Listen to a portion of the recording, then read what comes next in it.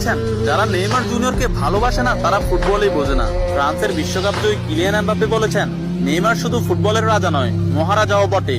Argentine goalkeeper Emiliano Martinez বলেছেন, আমি Neymar জুনিয়রের অনেক বড় ভক্ত।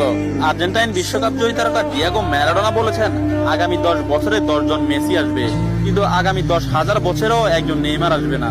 হল্যান্ড ও বার্সেলোনা স্ট্রাইকার রবার্ট লেভানডস্কি বলেছেন, নেইমারের মতো ফুটবলার জন্ম নিতে হলে আপনাকে 100 বছর অপেক্ষা করতে হবে। তাছাড়া ইংল্যান্ডের প্রিন্স ডেভিড বেকহাম বলেছেন, আজ পর্যন্ত এমন কোন ফুটবলার আমি দেখিনি যার ভেতর নেইমারের মতো ফুটবল আইকিউ আছে, এবং ফুটবলের ক্ষেত্রে কেউই নেইমারের লেভেলের নয়, সে দুর্দান্ত।